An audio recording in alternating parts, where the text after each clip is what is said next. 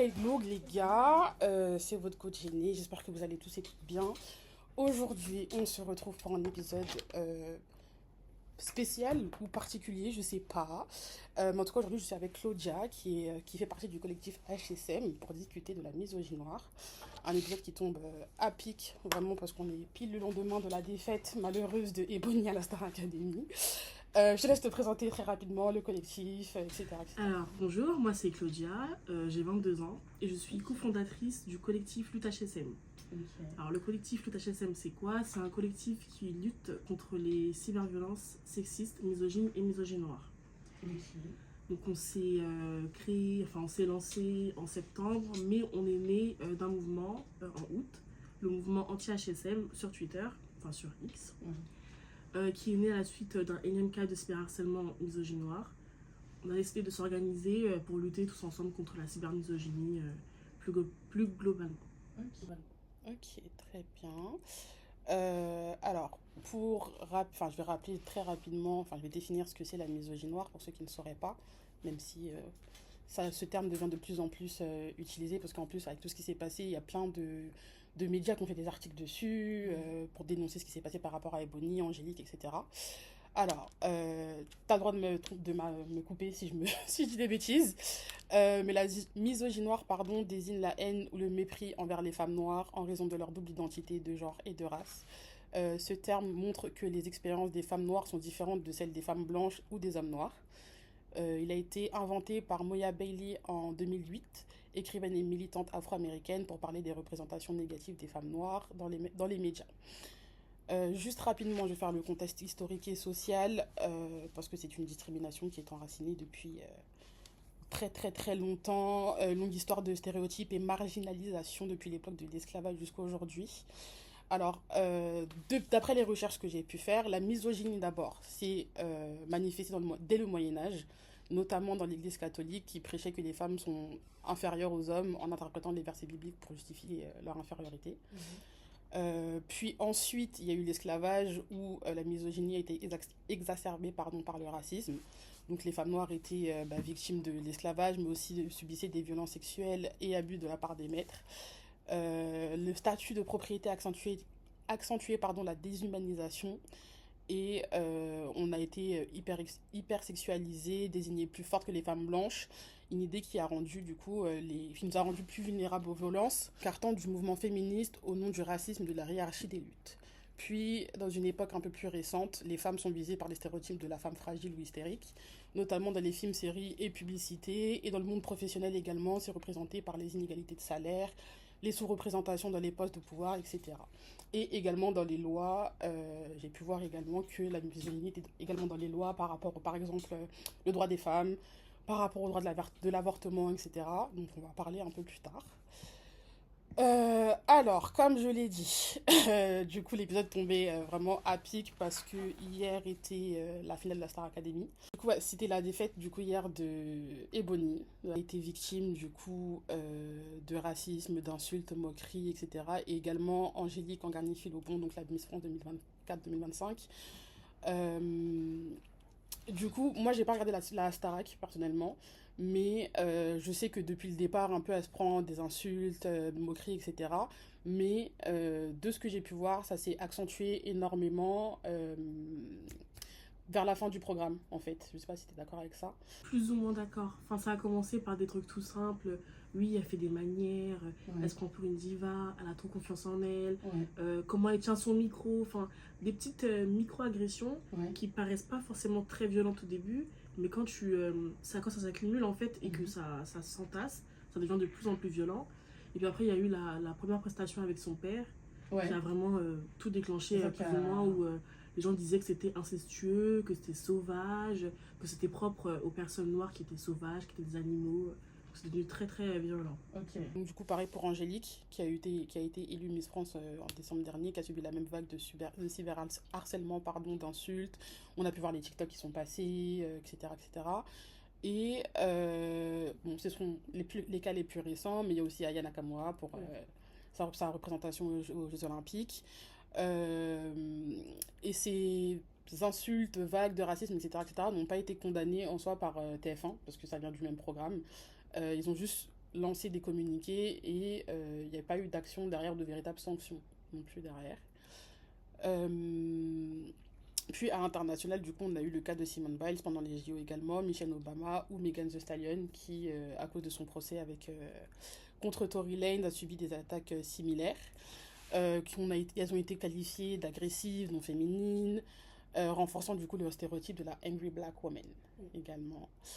Du coup, ton avis par rapport à ça déjà, en tant que toi, femme seule, et par rapport au collectif également, ce que vous en avez pensé, votre C'est avis? toujours la même violence. C'est une violence qui est très très forte et quand les victimes s'expriment dessus, elles ne sont pas crues ou on dit qu'elles se victimisent. Quand les femmes, enfin les femmes noires plus précisément, ont pris parti pour Aya suite à ce qu'elle a reçu avant les JO, on a été un peu accusé d'abuser, de pousser le truc en fait, alors que non, c'est pas raciste, c'est si. Y en a qui méritent plus d'être là par rapport à Aya. Et puis on a vu aussi d'autres personnalités prendre position, mais aussi certaines dire que oui, moi j'aurais été mieux là, enfin enfoncer un peu Aya au moment où elle avait plus besoin de recevoir du soutien. Ouais. Et par rapport à tout ce qui est communiqué de TF1, etc., on a un vrai problème, c'est que il n'y a pas de prise de position concrète en fait. On vient en disant oui, ce qui se passe c'est inadmissible, pourtant on nomme pas ce qui se passe, on dit pas de quoi elle a été victime, et derrière on n'entame rien. Il n'y a pas de procédures judiciaires qui sont entamées.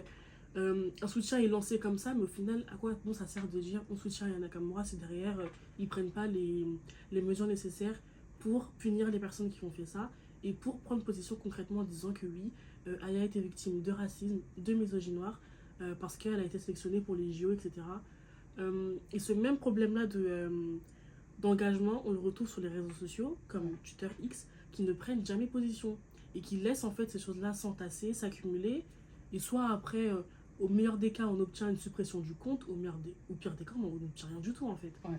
Et on doit continuer en fait à se battre, à pousser, mais au final, il n'y a pas vraiment de grands résultats. Ouais, il n'y a pas de changement. Ouais, et en fait, là, les personnalités que tu as citées, c'est assez particulier parce qu'il y a des cas qui sont vraiment différents les uns des autres.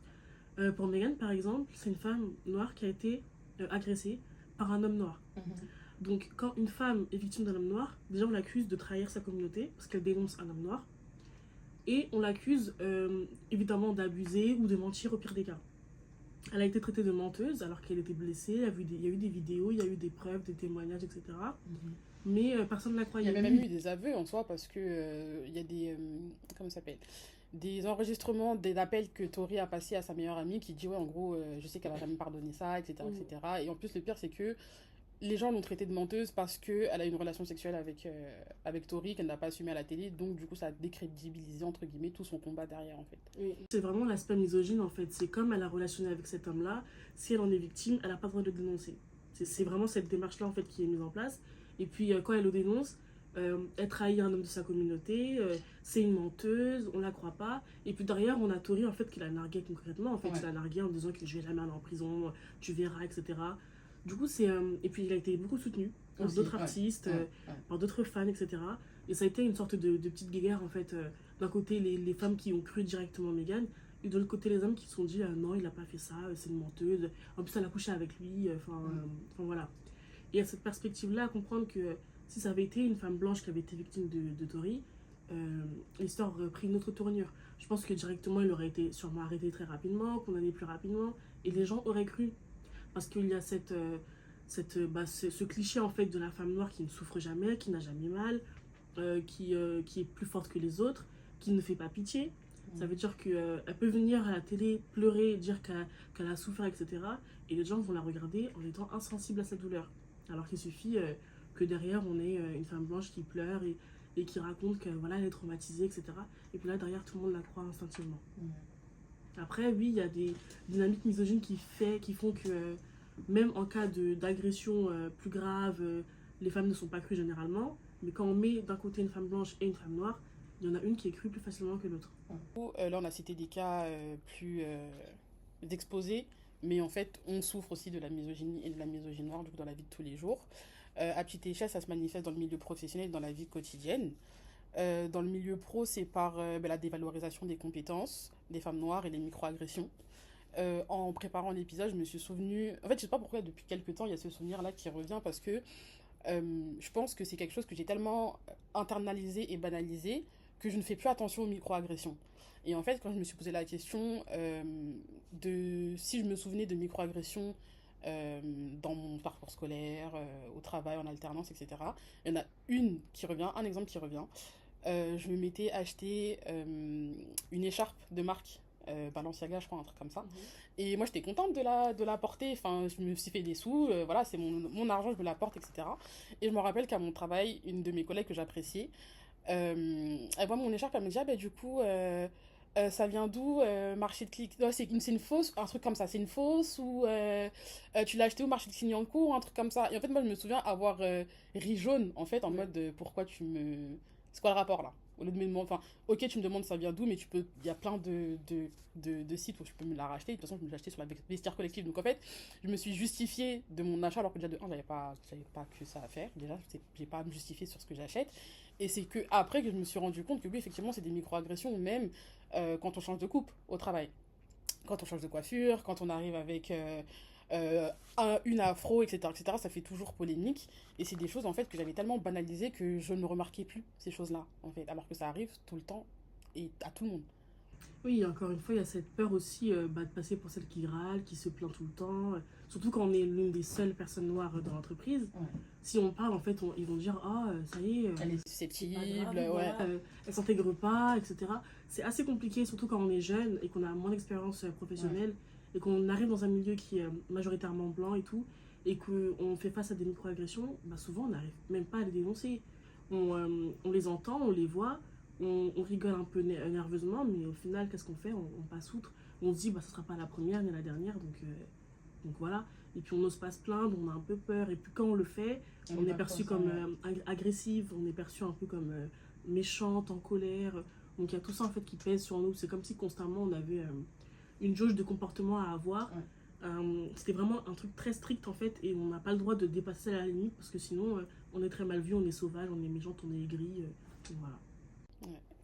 J'ai d'autres exemples. J'étais tombée sur une vidéo TikTok, sur un TikTok du coup, d'une fille noire, d'une Congolaise, je crois, qui avait une petite afro. Elle expliquait qu'elle était partie avec son afro au travail, etc. Et en fait, elle a un collègue en particulier qui, à chaque fois, lui faisait des remarques par rapport à ça. Et en fait, il l'a humiliée devant tout l'open space.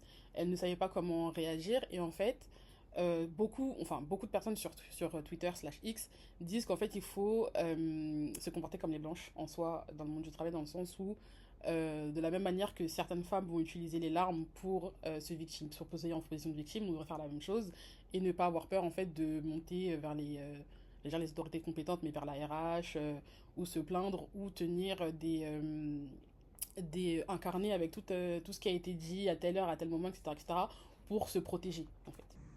Ouais, j'encouragerais aussi les femmes noires à se protéger dans le monde du travail, mais aussi à pousser en fait leurs responsables, leurs RH et tout, à instaurer des formations contre le racisme, contre la discrimination. Parce qu'en fait, pour pouvoir lutter contre ça, il faut d'abord pouvoir l'identifier. Il y a beaucoup de personnes blanches qui ne sont pas éduquées sur le sujet. Alors ok, je comprends que c'est pénible de devoir toujours éduquer les autres, etc. Mais malheureusement, des fois, on doit y passer. Et il faut pouvoir identifier ces problèmes-là. Si tu as face à toi des gens qui ne savent pas que ce qu'ils ont dit c'est une microagression, qui savent pas que toucher tes cheveux sans permission c'est une microagression, tu vas tourner en rond en fait. Tu vas te plaindre, ça va faire une histoire, mais au final, ils ont toujours pas compris le fond du problème. Donc moi je pense que ça passe aussi par la sensibilisation, les formations, des conversations vraiment profondes, peut-être des recommandations de lecture, d'essais, de personnes, de militants, etc. pour pouvoir bien lutter et avoir les outils nécessaires pour comprendre le problème et ne pas le reproduire constamment. Mais oui, aussi, faut pas hésiter à pleurer. Hein. Parce que non, désolé, mais en face de nous, on a des personnes qui pleurent vraiment pour un rien. Donc je pense que si vous êtes sensible et que vous pouvez pleurer, faites-le. Parce que, enfin voilà, en face, on a des personnes vraiment qui pleurent parce qu'on a dit A ou B, parce qu'on s'est énervé ou pas. S'il faut vraiment pleurer que ça marche, bah n'hésitez pas. Ouais, en tout cas, moi j'ai vu des témoignages de femmes sur Twitter qui disaient ben, moi j'ai pleuré. En fait, je l'ai devancé, je l'ai pris de court parce qu'elle s'attend. Ouais, faut pleurer avant. Faut pleurer avant pour prendre tout le monde de court et du coup se faire passer pour la victime, entre guillemets. Enfin, en soi, on est victime enfin, même le fait de dire entre guillemets, en soi, on est victime de microagressions, mais on n'a même pas l'impression d'être légitime. Donc, on est obligé de trouver des stratégies pour essayer de contrer, etc., pour se faire voir d'une certaine manière, alors qu'en fait, on ne devrait pas, on n'a pas à souffrir. Mais ça y est, on est crevé là. Non, mais franchement, c'est chiant parce que moi, en tout cas, dans mon entourage, je suis entourée que de femmes noires la plupart du temps, peut-être métisses, etc. Mais j'ai très peu d'amis blancs, faut le dire, féminins ou masculins. Et c'est vrai que à chaque fois qu'on va commencer un nouveau travail, qu'on va être dans un nouvel environnement, on va devoir se préparer mentalement parlant pour se dire voilà, faut que j'arrive comme ça le premier jour, ceci, cela, que j'attende ma période d'essai soit terminée pour être totalement moi-même. Faut pas en faire trop dès le début. Faut pas en faire trop dès le début parce que je suis pas sûre que ça passe, etc., etc. Et en fait, ces changements-là, enfin, ces préparations mentales-là, c'est lourd. C'est extrêmement lourd à porter au quotidien. Une sorte de charge mentale, en fait, qu'on a quotidiennement. On doit être belle, mais pas trop. On peut se maquiller, mais pas trop. Faut bien s'habiller, mais pas trop. Ouais. Sinon, on peut faire ghetto, trop sexy ou vulgaire. Enfin, c'est... Ouais. Quand on a des clichés comme ça, des stéréotypes qui pèsent sur nos têtes, en fait, on a cette charge mentale-là de toujours devoir faire le nécessaire pour pas dépasser justement la limite qui nous est imposée. Et donc, de devoir rentrer dans la case au maximum, pas en faire trop, attendre un peu, ou bien... dévoiler petit à petit qui on est vraiment. Exactement. Quand on a de l'autre côté des personnes qui viennent vraiment comme elles sont directement. Moi je sais par exemple que quand j'avais commencé à travailler, j'avais cette peur en fait de paraître négligée entre guillemets. Du coup je faisais toujours trop, j'avais toujours les cheveux bien plaqués, bien coiffés, parce que je voulais pas en fait qu'on dise qu'elle elle est ghetto et tout, enfin voilà. J'ai observé, je me suis dit mais en fait mes collègues elles viennent, elles sont même pas coiffées des fois, hein. Elles ont un chignon vite fait, des cheveux en pétard et tout, et je me dis bon bah je vais faire de même en fait. Donc il faut comprendre que nous on a et ça commence dès l'enfance, hein. Je sais pas si tu remarques, mais souvent les mamans elles veulent toujours coiffer leur petite fille parfaitement, jamais les cheveux abîmés et tout. Et ça commence dès l'enfance, on se dit en fait qu'on doit toujours être parfaite. Et au final, on ne s'autorise pas l'imperfection, on ne s'autorise pas les défauts, on ne s'autorise pas la normalité en fait. Et je pense que commencer par se réapproprier ça, c'est une forme de lutte. Du coup, par rapport à la charge mentale, j'ai vu c'est Téton Marron qui a utilisé le terme la charge raciale, qui est du coup le poids psychologique, émotionnel et social qui affecte les personnes non blanches, ciblées par des stéréotypes, des discriminations systémiques et une ligne de conduite à respecter. Donc c'est ce qu'on disait par rapport au travail, etc. Après, c'est vrai que je connaissais pas ce terme. Je sais pas s'il est nouveau ou pas, ou si c'est eux qui l'ont inventé ou pas du tout. Mais le stress c'est un stress constant de se dire qu'on n'est pas à sa place.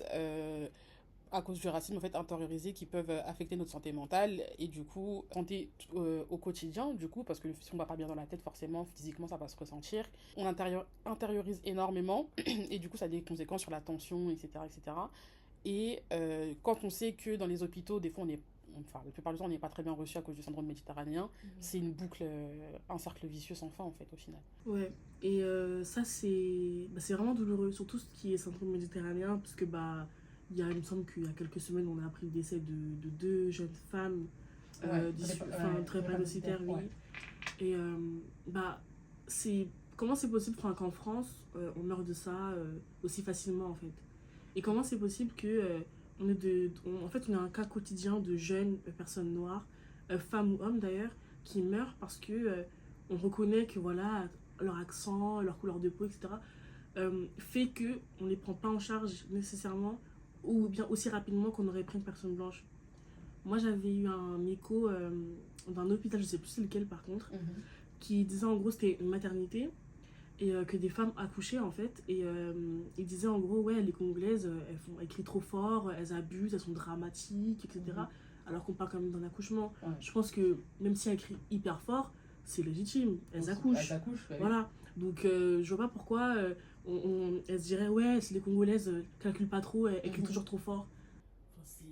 Alors ça n'a rien à voir. C'est hyper grave. On peut mourir en couche en fait, donc c'est... Enfin je sais pas, ça me paraît vraiment violent. Et le fait qu'aujourd'hui la conversation elle soit... On l'aborde, mais elle n'est pas assez traitée dans le monde médical. Parce que nous on en parle, mais moi je suis pas dans le médical. On en parle, les militants en parlent, les patients en parlent, les victimes en parlent, mais dans la sphère médicale c'est toujours pas traité. Il y a même dans la sphère politique, c'est toujours pas traité, les politiques ne s'en saisissent pas, que ce soit à gauche ou à droite. Personne ne parle de ça. Combien de personnes doivent encore mourir, combien de personnes doivent encore souffrir à l'hôpital parce qu'elles sont noires, parce qu'elles sont maghrébines? Pourquoi ces personnes-là doivent mourir encore et encore avant qu'on en parle? Il y a, c'est pas, il y a un laisser-aller un peu collectif. Tout le monde en a ras-le-bol, mais au final, rien se produit. Je pense que il y a eu Naomi Musenga il y a quelques années. Je crois que j'étais au lycée ou même à peu près avant. Aujourd'hui, les gens continuent de mourir comme ça en fait. Donc c'est pas normal. Depuis, entre Naomi et les deux jeunes femmes qui sont mortes récemment, qu'est-ce qui s'est passé entre temps? Aucune mesure, aucune politique dans cette est chargée. Il y a eu le procès, etc. Mais le procès, il est venu. Il y a eu des presses qui ont fait des articles. Le procès, il a été clos, fermé. Tout le monde est retourné à sa vie, en fait. Au final, les familles continuent à s'endeuiller. Et puis, les gens continuent à mourir. Et entre-temps, entre ces deux cas-là, il n'y a rien qui est fait concrètement. Mais du coup, ça, c'est. Enfin, c'est d'un. Comment dire? Faudrait agir en fait d'un point de vue politique, je dirais. Mais quand tu vois, bon, c'est pas pour les défendre, mais quand tu vois déjà que les hôpitaux, ça tombe en ruine, que le gouvernement ne fait rien, ça va être encore plus compliqué de leur faire. Comment dire? De les réveiller par rapport à ces cas-là, en fait, par rapport au syndrome méditerranéen, pour que ce soit reconnu. Après, oui, les hôpitaux, malheureusement, c'est un peu catastrophique, c'est pas son moment. Mais moi, je pense qu'on peut quand même traiter plusieurs problèmes à la fois, surtout quand c'est dans le domaine médical. Je pense qu'ils peuvent faire les deux à la fois. Et on y revient, c'est la faute des politiques, au fond, s'il n'y a toujours pas le matériel nécessaire, le personnel adéquat, le nombre de personnes disponibles, c'est un problème d'État, en fait. Et puis peut-être qu'on devrait commencer par ça, et après, voilà. Mais moi, je pense que les deux peuvent se traiter simultanément à la fois. Je voulais revenir sur quelque chose que j'ai lu hier par rapport à, quand on parlait des White Women Tears, etc., par rapport à ce qui s'est passé entre Ebony et Marine, je crois, qui disait qu'en fait, je reprends les termes, parce que comme j'ai dit, j'ai pas regardé la Starac. Ebony se prenait déjà des remarques, etc., indépendamment de Marine. Mais ensuite, ce qui a rajouté de l'huile sur le feu, on va dire, c'est que apparemment, c'est parti du père de Marine qui comparait Marine à Ebony à chaque fois pendant les appels téléphoniques à leurs proches. Et qui, du coup, a planté des graines, en fait, d'insécurité, qui ensuite ont été repris par Marine et qui ont été vus d'un point de vue stratégique, parce qu'en fait, elle utilisait ces insécurités où elle se comparait du coup devant tout le monde à Ebony. Et toutes ces petites remarques-là, en fait, ont énervé, si je puis dire, les fans de Marine qui ont, et du coup, été beaucoup plus virulents face à Ebony. Au point où elle en a fait une vidéo, c'est un truc que j'ai jamais vu ça par contre, faire une vidéo où elle pleurait, déjà, où elle disait que voilà, faut pas la juger par rapport à sa couleur de peau, etc., etc., que elle a que 20 ans, faut le dire aussi, elle a que 20 ans. Et je pense que ça aussi, beaucoup de personnes n'oublient qu'en fait, Marine, elle est plus âgée. Elle a 24 ans, Marine. Elle est plus âgée, plus mature, je sais pas, mais elle a une approche déjà plus approfondie du monde, je dirais, en tout cas.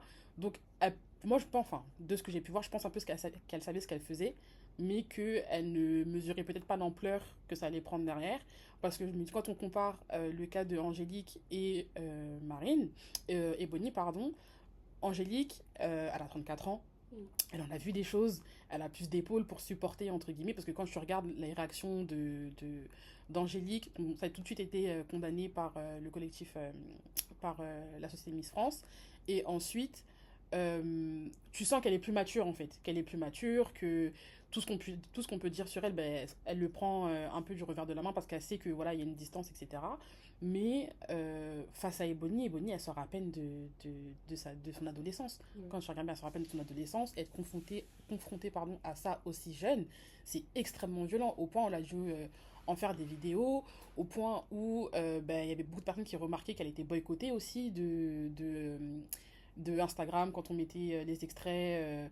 Des lives ou des entraînements qu'ils pouvaient faire, etc., etc. Elle était beaucoup effacée par rapport à ça.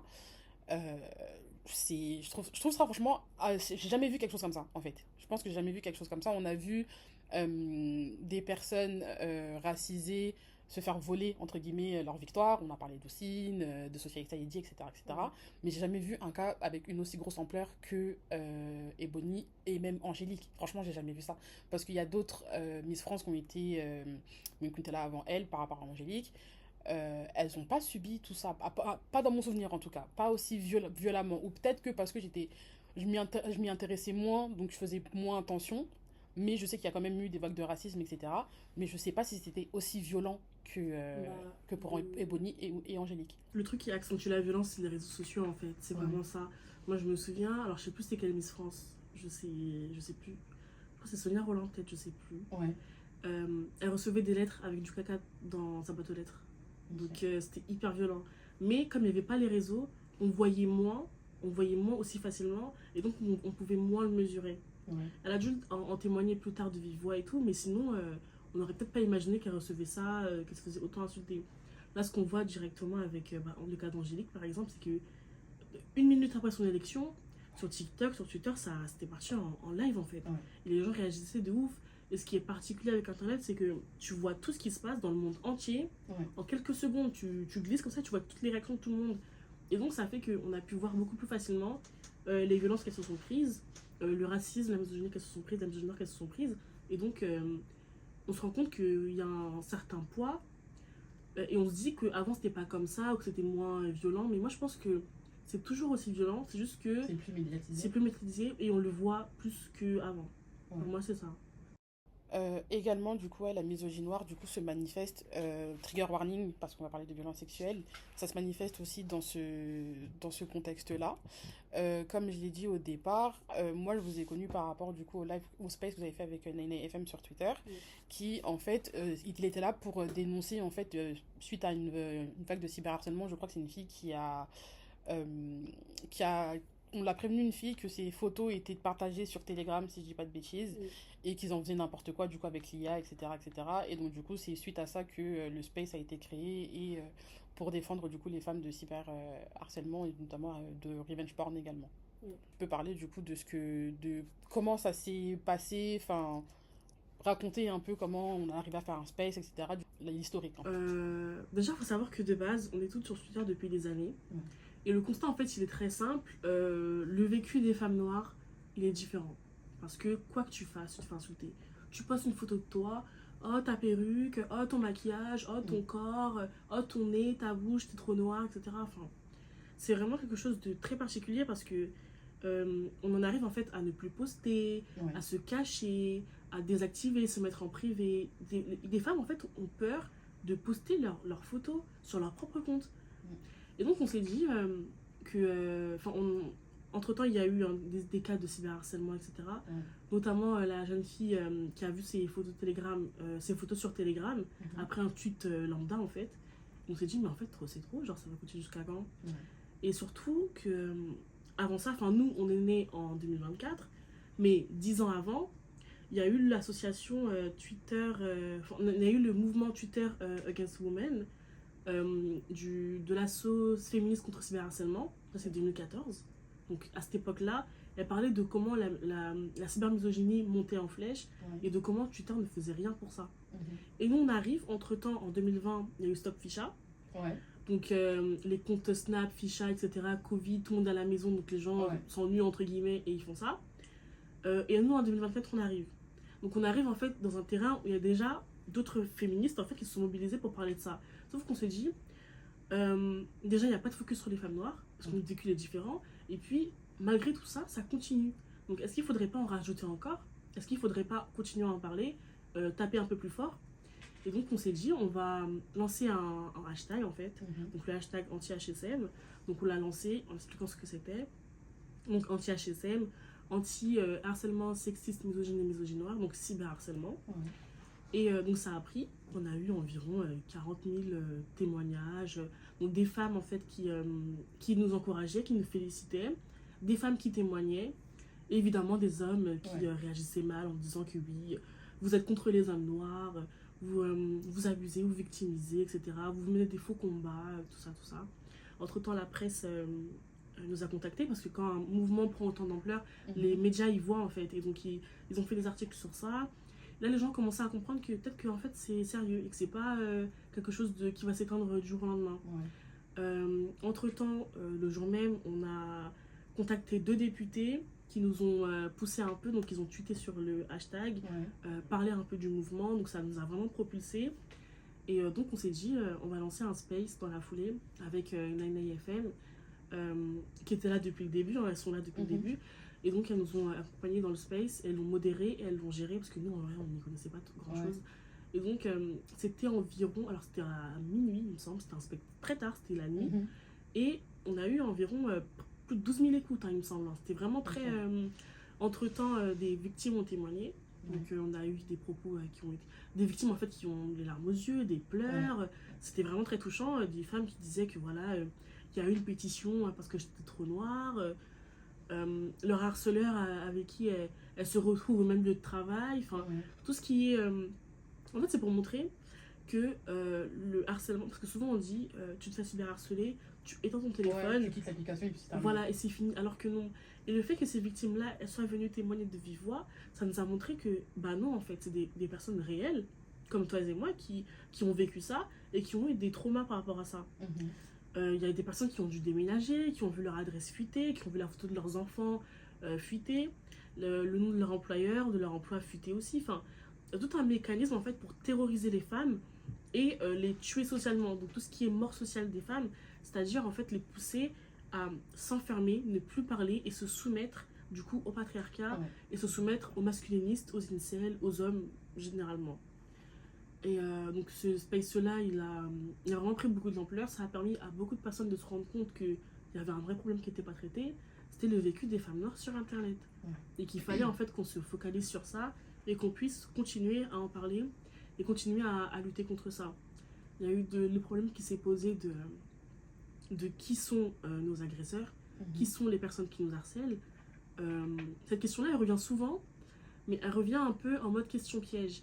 Parce que, on va dire les termes, hein, quand on est dans un pays qui est raciste, quand on est dans un pays où il y a la montée de l'extrême droite, on peut vite servir d'outil pour légitimer en fait un racisme contre d'autres personnes. C'est-à-dire que moi, si je suis victime d'un homme noir et que je le dénonce, c'est fort possible qu'il y ait de la récupération politique de la part de partis de droite, par exemple, qui peuvent dire « Ah bah vous voyez, même les femmes de leur communauté, elles se plaignent d'eux en fait. » Et c'est ce problème-là, il y a ce dilemme-là de le masculinisme, la misogynie noire, la misogynie, c'est des comportements qu'on retrouve partout, chez tout type d'homme. Il n'y a pas un homme qui est plus misogyne que l'autre en fait. Les hommes sont misogynes, mais ça touche aussi nos communautés. Et ça nous fait plus mal quand ça vient des nôtres en fait. Et en fait ça, il faut qu'on en parle sans qu'on soit pointé du doigt.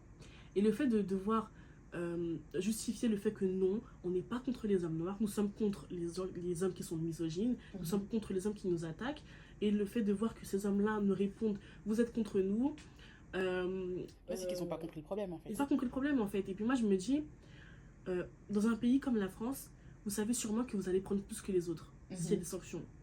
Et vous le faites quand même. Donc moi je me dis qu'au bout d'un moment c'est un choix et qu'il faudra répondre de ces actes-là en fait. Et qu'on a le droit en tant que victime de se positionner et d'attaquer en retour ou de se défendre.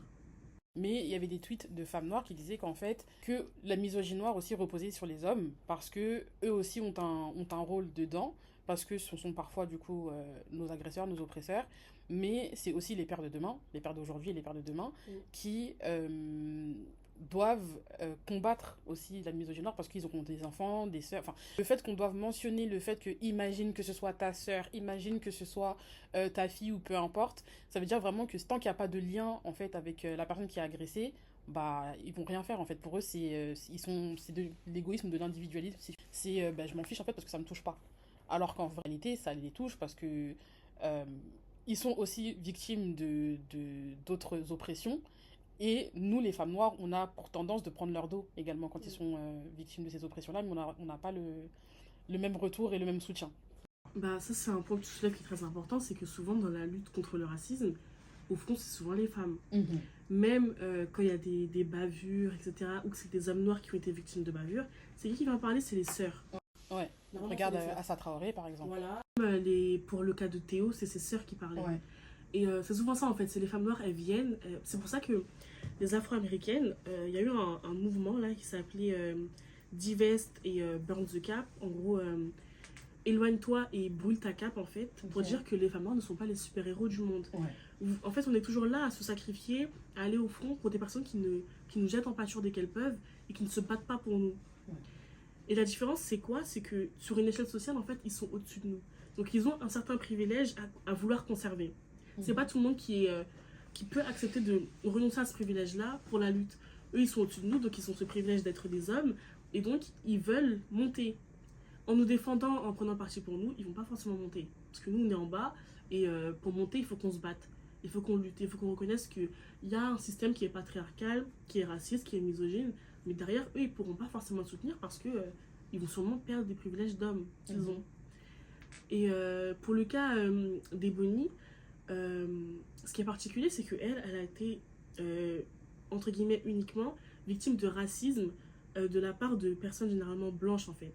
Donc il y a cette violence-là qui est très raciste, mais si je prends le cas de Aya, avant la polémique des JO, Aya était victime de misogynie noire sur les réseaux, et c'était pas forcément des personnes blanches. Hein. Non. C'est des hommes de notre communauté, des fois, qui la comparaient à un homme, qui disaient qu'elle était pas belle, qu'elle ressemblait à un footballeur, à un rappeur, etc. Et après, il y a eu la dimension très très raciste pendant les JO, mais avant ça, c'était pas forcément que des personnes blanches en fait. Et on peut pas faire comme si il n'y avait pas cette problématique-là à soulever de comment les hommes de nos communautés nous traitent et comment ils nous perçoivent. On va pas se dire qu'on va faire leur procès sans traiter le problème dans le fond, juste dire que oui, les hommes noirs sont méchants. C'est pas de ça qu'il s'agit, c'est comprendre comment on en est arrivé là et qu'est-ce qu'on fait pour que ça s'arrête en fait et pour qu'on continue vers une autre direction, une direction où on est plus ou moins ensemble et qu'on lutte ensemble contre un système qui est contre nous. Et que d'un côté, il faudra que certaines personnes renoncent à leur privilège d'homme pour lutter avec nous. Et je sais que c'est un peu utopique parce que ça fait c'est pas évident de dire à une personne voilà, renonce à tes privilèges et viens lutter avec moi, mais je pense qu'il y a quand même des gens qui peuvent le faire. Moi je sais que il y en a qui sont quand même assez déconstruits, qui sensibilisent autour des hommes, qui sensibilisent auprès d'autres hommes, mais c'est pas assez, il faut continuer en fait, et c'est pas à nous forcément de toujours vouloir aller vers les autres et dire que oui, tu dois me respecter, je suis humaine, je suis une femme, etc. Enfin, pourquoi on est toujours en train de... Enfin, pourquoi c'est à nous de toujours devoir mendier le respect, la considération, la tolérance, alors que de l'autre côté, nous on donne beaucoup de ça, mais on reçoit rien. Donc bon, je me dis... voilà, je me dis ça. Hein, Vous avez reçu des messages d'hommes qui soutenaient du coup le collectif ou pas? Dans le compte du collectif, non, pas vraiment. On a eu des follow, tout ça, des gens qui repostaient nos contenus, mais des messages non. Moi, en privé, j'en ai reçu, mais c'est des hommes à qui on se suivait déjà depuis longtemps sur les réseaux, donc ils connaissent mon contenu, je connais le leur, et ils sont plus ou moins safe, et ils sont déconstruits. Donc peut-être que c'est pour ça. Et j'ai reçu des messages de leur part en disant oui, c'est bien ce que vous faites, etc. On soutient, on est derrière vous, tout ça. Mais même le soutien, il est privé. Il n'est pas assumé. Bah, oui. Chez les hommes, il y a cette particularité-là de vouloir plaire au père, en fait, en gros, père PAIRS. On n'ose pas, en fait, défendre, prendre parti pour les femmes en public, sinon on est vu comme excuse-moi du terme, un suceur, un BDH, je sais pas quoi. Non, pas BDH, un BDG, ouais, voilà. Parce que moi, j'ai vu, par exemple, quelques jours, là, une femme a été victime d'un viol, une femme musulmane, et il y a un homme qui a dit oui, c'est pas pour la défendre, mais c'est bel et bien un viol, etc. Enfin, le début de la phrase, là, est-ce que c'est nécessaire? Oui, je vois de quoi tu parles. C'était, il y a quelqu'un qui lui a dit, mais en fait, pourquoi vous êtes obligé de vous justifier auprès des hommes pour défendre quelque chose qui est normal, en fait? C'est pas pour la défendre, ça fait quoi si tu la défends? Elle a été victime de viol, donc pourquoi tu la défendrais pas? C'est vraiment... en fait, ils veulent vraiment constamment plaire. C'est pour ça que il y a des femmes, des féministes, ou même des femmes lambda, qui disent que les hommes aiment que les hommes. Non, ils sont amoureux de leurs potes. Voilà. Amoureux de leurs potes, qui sont amoureux d'eux-mêmes, qui sont amoureux que d'autres hommes, parce qu'il y a cette volonté qui est hors norme de vouloir plaire aux autres hommes. C'est un truc que tu retrouves vraiment que chez eux. Genre, ils sont vraiment très... ils s'encouragent dans la bêtise, ils sont toujours en train de s'encourager, de se gratter, enfin, de toujours... je sais pas, ça fait peur un peu, c'est particulier. Hein. Ouais, c'est vrai, c'est vrai. C'est vrai que c'est quelque chose que moi je voyais déjà Mm. dans la vie de tous les jours, que en privé, ça va beaucoup être, et pour n'importe quelle cause, hein, franchement, Ouais. pour n'importe quelle chose, ça va être beaucoup de oui, on te soutient, etc., etc. Même moi, pour mon podcast, indépendamment du fait que je parle de ça, c'est beaucoup en privé, oui, t'inquiète, on aime ce que tu fais, Mais en etc., public, etc. il n'y a pas de Mais en soutien. public, il n'y a pas de soutien. Ouais. Vous avez peur de quoi? Mais c'est vraiment bizarre. Qui va, on dirait ils ont honte Ouais. ou je sais pas, alors que c'est normal. Enfin, il n'y a pas de honte à défendre une femme quand elle est victime de violence. Et c'est les mêmes hommes qui, par exemple, vont dire que oui, par exemple, s'ils sont témoins d'une femme qui se fait agresser, d'aller la défendre, etc. Mais sur les réseaux, pour sensibiliser, c'est un peu plus compliqué. Oui. Que bah, ça va de pair en fait. Pour lutter contre tout ça, il faut commencer par en parler. Si on n'en parle pas, on ne sait pas de quoi il s'agit, donc on ne lutte pas en fait. Ouais. Mais pour prendre position, ils ont vraiment beaucoup de mal. Et puis même, c'est un peu ça, même dans la sphère militante, c'est souvent plus les femmes. Enfin, c'est. Ouais, c'est très souvent les femmes. Voilà, donc c'est pas évident. Ouais. Bon, après, je sais pas si c'est. Comment dire? Si c'est problématique ce que je vais dire, mais en tout cas, la seule fois où j'ai vu les hommes prendre parti ou parler des choses, c'est du coup l'affaire Traoré et du coup même l'affaire Théo parce que ça touche un homme. Mm. Est-ce que, enfin, quand ça touche une femme, j'ai pas vu. Pour Naomi Moussina, j'en ai vu quelques-uns par exemple, mais comme tu as dit, c'était un poste par-ci par-là peut-être, ou voilà, on sensibilise parce que tout le monde leur dit de. En fait, si on leur dit pas de faire les choses, ils vont pas le faire par eux-mêmes. Ouais. Il y a pas, je sais pas s'il y a pas de volonté, je sais, franchement, j'arrive pas à comprendre, faudrait peut-être leur poser la question aussi, pourquoi vous faites comme des choses comme ça, parce que je comprends pas. Si on leur dit pas les choses, ils ne vont pas le faire. Si ça touche pas un homme, ils vont pas le faire, parce que pour Théo, tout le monde s'est indigné, mais leur indignation, elle a pas duré aussi longtemps que pour d'autres cas, quoi. Et Ouais. même pour Assa Traoré, aujourd'hui, même quand elle dénonce d'autres cas autres que son frère, ou tout ce qu'elle peut sensibiliser, tant que ça parle pas d'Adama, en fait, on n'en parle pas. Moi, je pense que ça va vraiment dans un problème plus large, c'est leur rapport en fait au racisme. Mhm. Il y a un rapport qui est assez individualiste face au racisme. C'est que tant que c'est pas nous, on se sent moins concerné. Et tant que c'est pas hyper violent, on se sent moins concerné aussi. Mhm. Moi, je me rappelle d'un débat sur Twitter sur la négrophilie en fait. Un homme avait fait un post où il parlait de la négrophilie, Mhm. ouais, de la négrophilie et genre de ce que c'est, tout ça, enfin voilà, tout ça. Et par-dessus, il y a eu vraiment un tas d'hommes noirs qui ont commencé à dire mais qu'est-ce qu'il raconte, vous êtes jaloux parce que les blanches elles nous aiment bien, enfin Ouais, des réactions sur la tu... fétichisation de l'homme noir et oui, de des la femme réactions noire. tu ne comprends pas. Et puis moi j'ai dit en fait, je me suis dit en fait ces personnes là elles comprennent le racisme seulement quand il s'agit d'une bavure policière ou d'une insulte ouais sale, non non. Ouais. Mais Ou tant que quand ça c'est touche le foot aussi, parce que du coup, quand il y a eu les oui, polémiques avec, Vini, je sais ouais, plus qui là. Vinny Junior, je crois, quand il se faisait, même Balotelli, quand il se faisait insulter de singe, contre on jetait des Quand bananes sur c'est le. comme ça que c'est pas subtil, il y a un manque de concentration en fait. Tant que c'est pas leurs affects, leur désir qui est mis en jeu, ils ne comprennent pas. Ouais. Et ils perçoivent ça pour de l'amour, de l'attirance et tout, alors que non. Vous êtes réduit à un corps et ça date de l'esclavage en fait. Mhm. Pourquoi les femmes elles sont plus faciles à. Enfin, pourquoi les femmes comprennent plus facilement la nérophilie, tout ça pourquoi les femmes elles comprennent plus la fétichisation. Mhm. Pourquoi les hommes, eux, ils ont plus de mal avec ça. Pourquoi eux, ça découle aussi du double aspect en fait. En tant qu'hommes, ils veulent avoir accès au corps des femmes Mhm. facilement, rapidement. Et ils se disent que les femmes blanches qui sont négrophiles, tout ça, bah, elles sont faciles à avoir, donc on peut coucher avec elles. Mhm. Donc voilà, c'est facile. Moi, je voyais des fois des commentaires sur Marion Maréchal Le Pen ou sur Thaïs, ce qu'ils font, je sais plus qui là, je sais plus quoi son nom. Parce que voilà, c'est une blonde, yeux clairs, etc. Ouais, j'aimerais bien l'avoir dans mon lit, voilà, juste pour ça, enfin, c'est une raciste, donc pourquoi tu veux l'avoir dans ton lit? Enfin, je comprends. Non, mais Je comprends pas. ouais, Il y a non, ce ça. manque Le de rapport. dignité, d'amour propre, Ouais, enfin, c'est ouais. assez compliqué. Mais voilà, après tout ça, enfin, faut pas forcément blâmer en disant que oui, vous êtes bête et tout. Il faut comprendre que il faut se déconstruire par rapport à ça et il faut étudier le truc étape par étape et comprendre que voilà, il y a du racisme derrière. Parce qu'ils ne perçoivent pas ça comme du racisme. Parce qu'en tant qu'homme, ils se disent qu'en face d'eux, ils ont une femme et que, comme ils sont des hommes, ils la dominent. Sauf qu'il y a aussi le caractère racial en fait du truc. Ils ont une femme blanche en face d'eux. Ouais. Donc dominée, oui, mais pas sur tous les points. Ouais. Voilà. Sera toujours supérieur dans Oui, tous il y les aura cas. toujours un moment où elle sera au-dessus de toi, parce Ouais. qu'elle est blanche. Donc voilà. Je me demande, est-ce que c'est pas aussi peut-être un sentiment de honte, tu sais, de se rendre compte qu'au final, en tant qu'homme, tu cries un peu partout sur tous les... Enfin, pas crier sur tous les toits, mais tu as cette perception de toi-même d'homme fort, de viril, etc., etc. Et au final, quand tu te penches sur tout ce qui se passe, la négrophilie, la misogynie, etc., etc., et te rendre compte, en fait, que tu n'es pas si important que ça, peut-être que ça leur fait mal, en fait, dans question d'ego, au final, ou peut-être question de honte Il y a aussi aussi, ce tu vois. truc-là. Je veux dire que de se rendre compte qu'au final, bah, t'es pas la personne que tu pensais être dans la société, en tout cas, et que bah, ça fait mal au cœur de se rendre compte de ça, de se rendre compte qu'on est maltraité, qu'on est victime de violences, etc. Pourtant, ils se plaignent, par exemple, des contrôles aux faciès, etc., etc. Mais malgré ça, quand même, ils arrivent à ne pas totalement prendre position ou à essayer de garder ce rapport de force, en fait.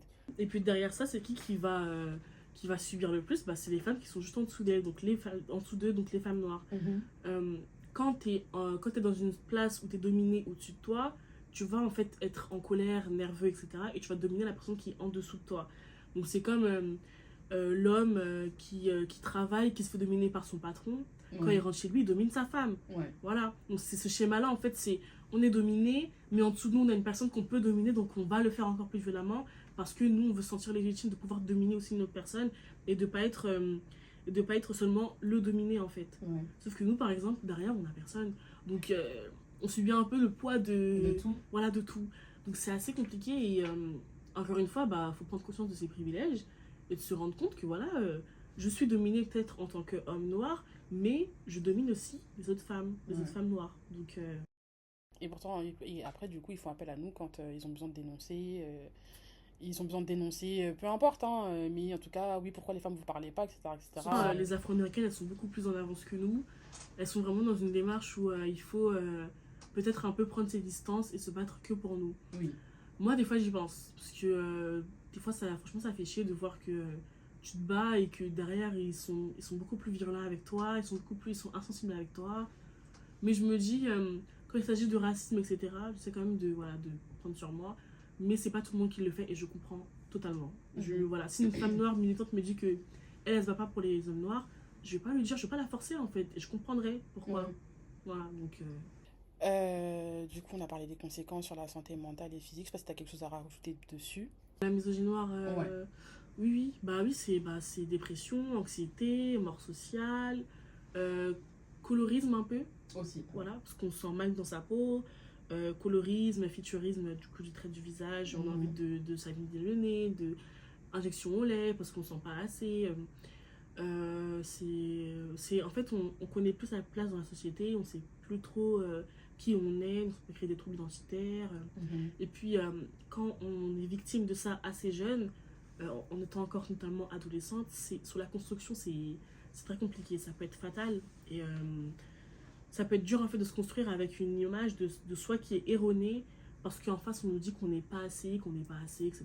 Donc, ça peut faire mal.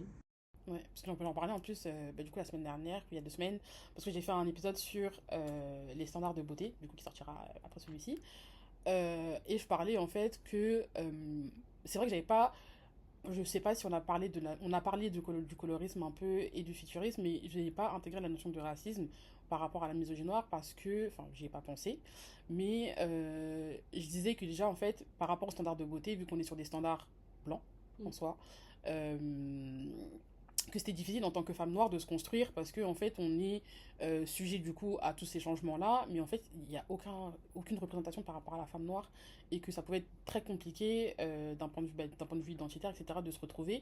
Et même aujourd'hui, parce que quand on a donc je parlais des Kardashians, etc., qui ont eu un grand contrôle sur les standards de beauté, etc., et comment ça s'est comment dire comment ça s'est représenté, si je puis dire, dans la communauté noire. C'est vrai que je parlais pas j'ai pas parlé de racisme, etc., mais en fait, c'est ça en soi. Il y a quand même beaucoup de racisme par rapport aux standards de beauté et que c'est que les hommes aussi renforcent voilà, ce sentiment de ne pas être à sa place, de crise identitaire, etc., etc. Et c'est vrai que ça peut être fatal, comme je le disais déjà dans l'épisode, de pas savoir qui on est, surtout quand on est jeune, de pas avoir de repères en fait. Et de grandir dans une société où bah, tu sais pas t'es qui. C'est un travail supplémentaire encore à aller faire pour savoir pour rechercher, entre guillemets, d'où est-ce qu'on vient, etc., etc., toutes ces démarches-là. Et c'est lourd, très très lourd. Oui, en plus, avec les Kardashians, il y a eu ce délire en fait on prend un peu aux communautés noires, on prend Ouais. leur coiffure, leur manière de s'habiller, des fois même de parler, mais on n'est pas noir parce que Ouais. voilà, on est blanche, on est mieux. Et donc il y a ce délire en fait de se dire bah, ce que j'ai sur moi, les gens le prennent, mais ils ne veulent pas être comme moi. Ils veulent juste prendre mes affaires et être mieux avec. Et moi derrière, bah, on prend mes trucs, on prend ma personnalité, on prend mes coiffures, et puis on veut pas de moi dans les espaces quand même. Donc au final, où est-ce que je vais, avec qui je reste, qui je suis, enfin, c'est assez compliqué je pense de se construire dans ce délire là en fait. Moi je me rappelle quand Kim elle faisait des nattes collées vers l'arrière, on Ouais. appelait ça des Kim Cabred, enfin, alors que moi ma mère elle me faisait depuis petite en fait. Ouais, de ouf. Donc C'est des cornrows comme tout le monde. mais enfin, oui, voilà. sauf que nous quand on le fait, bah c'est pas beau, ça fait villageoise et tout, mais quand Kim elle le fait c'est grave stylé, donc ouais, ça c'est des trucs que bon, maintenant ça c'est passé, les gens ont été grave éduqués sur le sujet, ont grave dénoncé ça. Encore une fois, c'est les travaux des femmes noires, Ouais. des militantes afroféministes, et voilà, ça a porté les fruits parce qu'au final, aujourd'hui, ça s'est vraiment estompé, je trouve. Ouais, c'est vrai. T'as dit quelque chose d'intéressant. T'as dit que on ne veut pas de moi dans les espaces qui sont déjà créés, mais du coup, quand on crée nos propres espaces, ça pleure. Ça crie au communautarisme, Ouais. alors que on n'est pas la bienvenue. Voilà, moi je viens de quartier populaire, etc. Et je me dis, tous les événements culturels importants, ils sont pas vers chez moi. Ouais. Je dois monter, je dois aller loin, etc.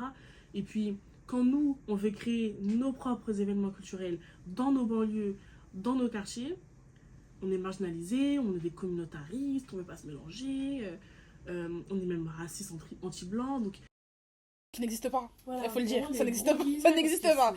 et ça me fait signe des oreilles en fait. Ouais. Et je me dis, jusqu'à quand, un truc tout bête, quand des personnes blanches vont en vacances dans des pays africains, des pays noirs, ils restent que entre eux aussi, ils se Ouais. mélangent pas forcément. Alors que nous, la différence c'est quoi? C'est que nous, on est nés dans ce pays-là, mais on a un espace qui est limité. On doit rester dans nos quartiers, dans nos banlieues, et si on y sort, bah, on est un peu, tout le monde nous regarde en mode, elle fait quoi ici? J'ai un exemple très très concret. Qu'est-ce qu'elle fait là Je suis allée en Martinique, c'était l'été dernier, et on allait à Sainte-Anne, si je dis pas de bêtises. Et Sainte-Anne, c'est le quartier des Béquets. J'ai pas envie de me tromper, hein, mais franchement, je pense que c'était là-bas. Quartier des Béquets, etc. Donc, du coup, les Blancs, descendants de colons. Donc, on était un bateau, maman, papa, les enfants, tous noirs, d'accord. Et en plus, du coup, on était tous une teinte de noir différente, tu vois. Donc, il y avait plus foncé, plus clair, etc. On était sur le bateau, etc. Et en fait, plus on approchait de la plage, et plus les gens étaient en train de regarder en mode, mais ils vont rester là. Ouais, Du c'est coup, ça en fait. parce que du coup, le daron, il a mis le bateau, on était en vacances, et puis de toute façon, techniquement, bon, moi, je suis pas chez moi, si je puis dire, parce que c'est pas mes origines, mais je suis chez moi quand même. Je suis avec ma communauté, avec des gens qui me ressemblent, je me considère comme chez moi. Mais tu voyais dans le regard de peu de personnes qui étaient là, parce qu'ils n'étaient pas beaucoup, hein, ils n'étaient pas plus nombreux que nous sur le bateau, mais ça nous regardait en mode, mais vous faites quoi ici? Vous partez, limite, vous partez quand? Tu vois, pourquoi vous êtes là alors qu'en soi, on est en Martinique ou... Enfin, on peut faire ce qu'on... On est libre de faire ce qu'on veut déjà, mais tu vois que même dans ton propre pays, même chez toi, t'es pas chez toi en fait. Ça dans plusieurs espaces, hein, que ce soit les espaces culturels, espaces de loisirs. Une fois que c'est à peu près prestigieux, même les écoles, hein, une fois que c'est prestigieux, c'est blanc. Ouais. C'est souvent très masculin et après c'est très blanc. Ouais. Donc même les grandes écoles, moi à un moment j'ai voulu faire du journalisme Ouais. et du coup j'ai voulu faire des écoles. Je suis allée sur plein de sites et je regarde les images, des photos de promos et tout. Je cherche le noir en fait, je cherche la noire ou la noire, je cherche et des fois elle est au fond là-bas, elle est cachée. Et puis même des fois quand tu trouves le noir, tu dis est-ce que lui aussi il est pas... C'est ça, est-ce que je viens vers lui, il va pas me regarder en mode on n'est pas pareil, tu vois. pareil. Ouais. Donc c'est différent, c'est spécial, c'est différent et moi j'encourage les gens à créer leur propre espace. Si on veut pas de nous, on crée nos espaces, c'est pas grave. Nos cultures se valent aussi, donc moi j'encourage vraiment les gens à, même si c'est en banlieue, en quartier, à venir et à faire ce qu'il faut. Ouais. C'est pour ça les trucs comme les flammes, la cérémonie des flammes, pour moi c'est trop bien. Parce que bah il faut en fait, j'en ai marre de voir des artistes qui sont vraiment beaucoup streamés, ils gagnent rien en fait dans la musique ou Energy Music Award, ils gagnent jamais rien. C'est pas, comment expliquer ça en fait, c'est pas normal.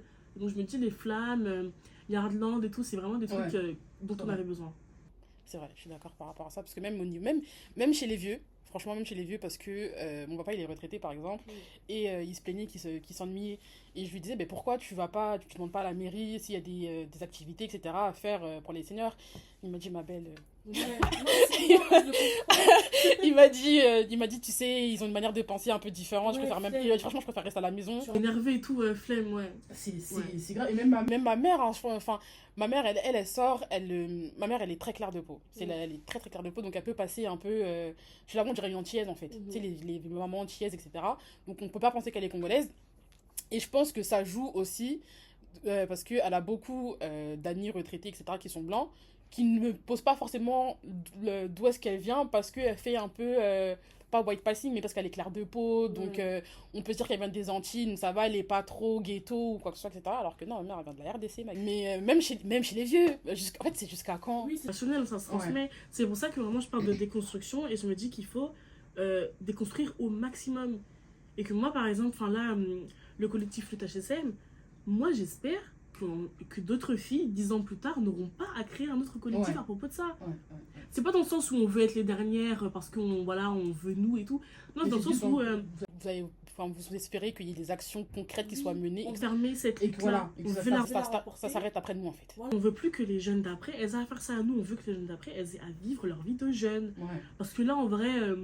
nous, on est là, on est étudiante, on a 22 ans, on a entre 22 ans, 23 et tout.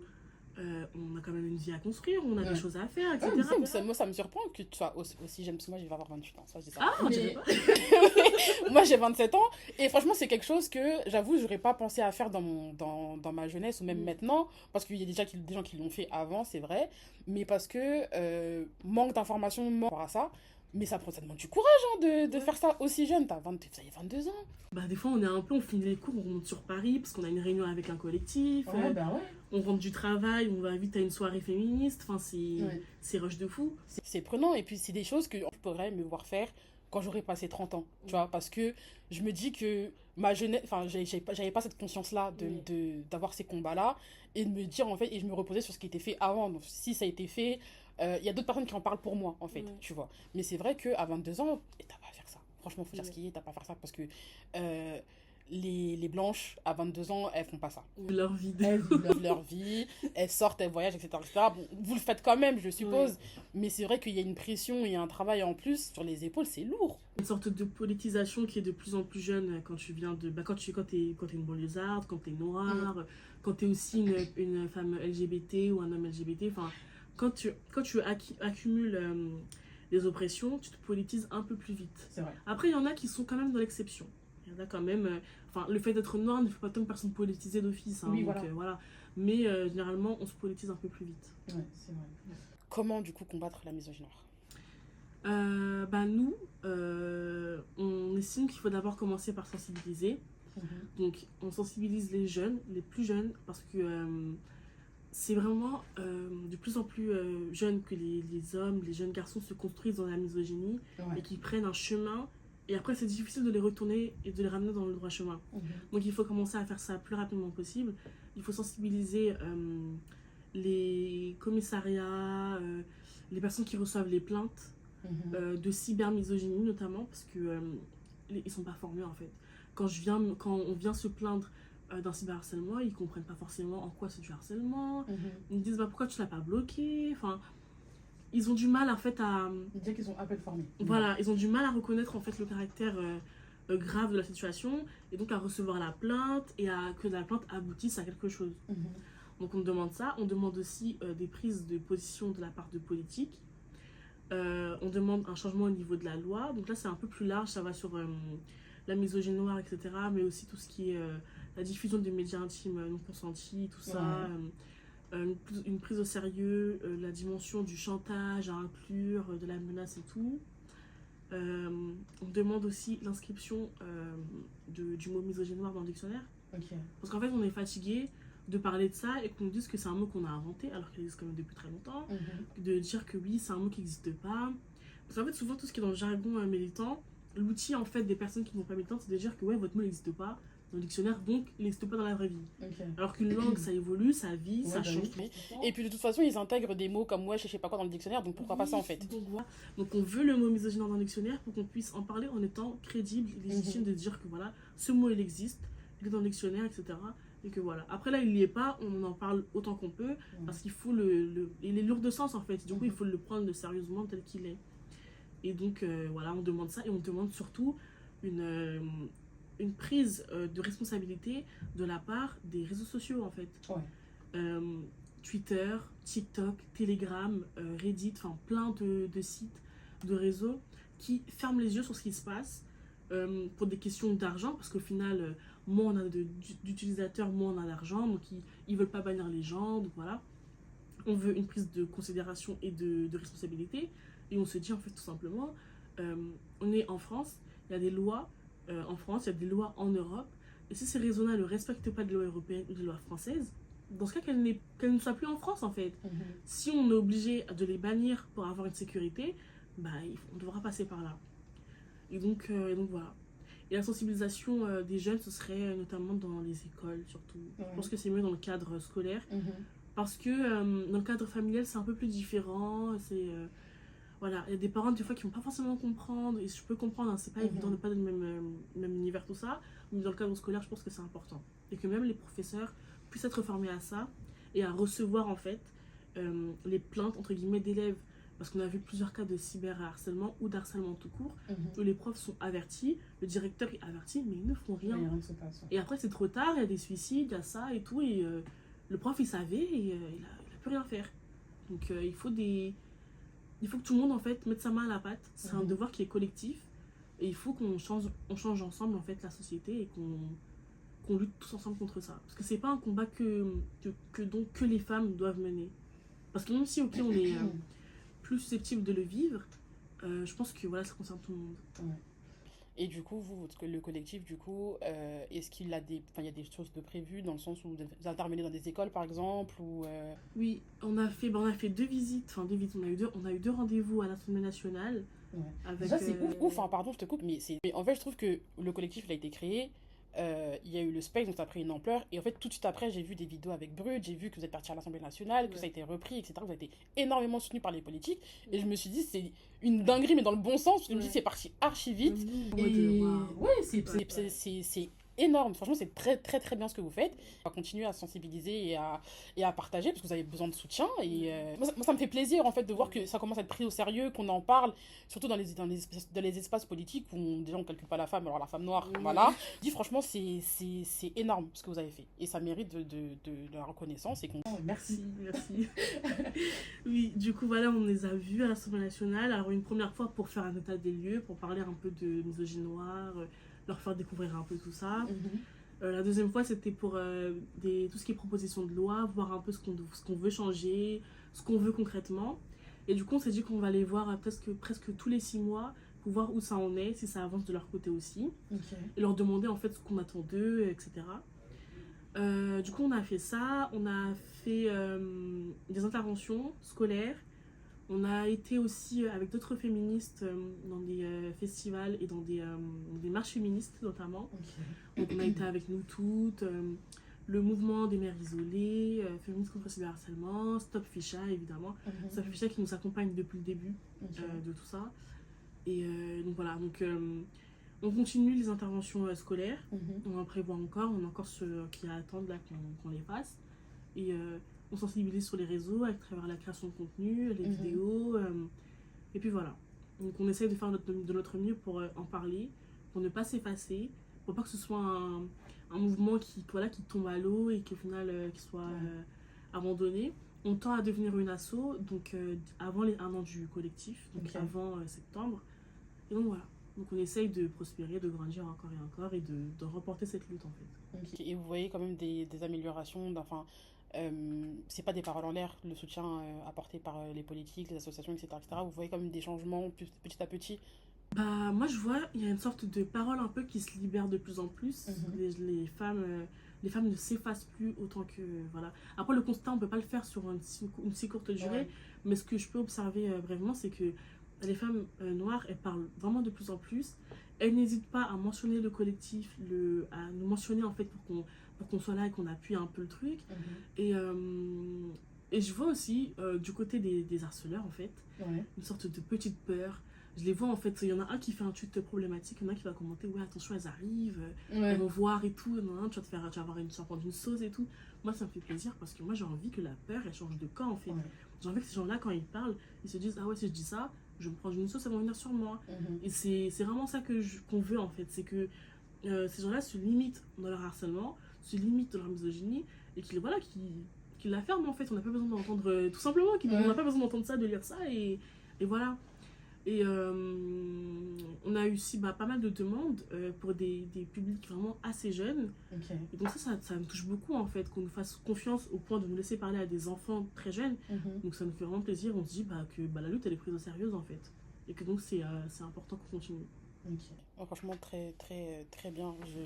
Je réitère mes compliments parce que franchement, mais faut le dire, franchement, faut le dire parce que je sais pas si vous l'entendez souvent, je sais pas si, parce que comment dire, on profite des collectifs de ce genre, mais on leur dit très rarement merci ou que Ouais. parce qu'on se sent touché particulièrement ou parce que, par exemple, si j'avais un problème et que je faisais appel à vous, là, je vous dirais merci. Mais recevoir un merci comme ça, alors qu'on n'a rien demandé, si je puis dire, ça fait toujours plaisir. Donc, en tout cas, moi, je vous dis merci parce que c'est un travail important que vous faites, surtout aussi jeune. C'est admirable. J'espère qu'il y aura plus de monde qui vont rejoindre le mouvement. J'espère que vous aurez des bénévoles et autres quand vous passerez en association, que vous ferez plus d'événements et que vous deviendrez un pilier en fait dans la lutte contre la misogynie noire et le cyberharcèlement, etc.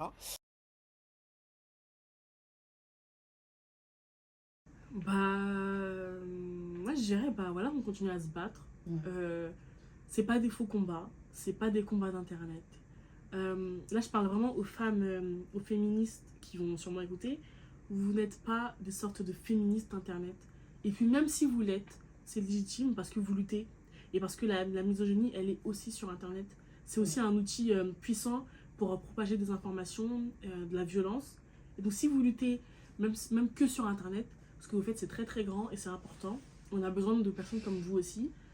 Et voilà, donc on lutte, on baisse pas les bras, on continue à parler de la violence que c'est la misogynie noire, partout, auprès de nos proches, de nos familles, de nos amis. Et voilà, on s'engage et on baisse pas les bras, on continue à espérer en fait un monde meilleur où on sera traité convenablement et où l'extrême droite s'écroulera enfin. On espère. On l'espère. Oui, Parce et que là- voilà. Et ouais, surtout, on s'engage, on vote, tout ça, tout ça. Ouais. Toujours Ça, c'est un autre sujet, mais ouais. Non, mais c'est toujours important parce que du coup, enfin, vous avez le soutien des politiques, etc. Mais ça passe aussi par là parce que. Ouais, et ça, après, c'est que c'est des politiques, mais c'est surtout LFI. Hein. Oui, Voilà, je pense que c'est important de le dire. oui, c'est surtout C'est les LFI qui sont venus vers nous en premier. Mhm. Après, on est ouvert à aller vers d'autres politiques dans la mesure du raisonnable. Parce que voilà, il y a des politiques qu'on sait qui n'ont pas de calculer, on n'a pas les cas là non plus, on sait Mhm. dire pourquoi. Mais au niveau de la gauche, c'est LFI qui nous a calé. Voilà. Mais en tout cas, merci. Merci pour l'épisode. Merci pour tout ce que tu as pu apporter. Encore une fois, merci au collectif Lutte Anti-HSM. Je mettrai les réseaux sociaux. C'est Lutte Anti-HSM partout, c'est ça? C'est Lutte HSM. Lutte Et HSM. anti-sexisme, c'est le hashtag. C'est le hashtag. Ok, Oui. autant pour moi. En tout cas, je mettrai les réseaux sociaux sur Twitter. Vous êtes sur TikTok également? Oui. Sur TikTok, sur Instagram.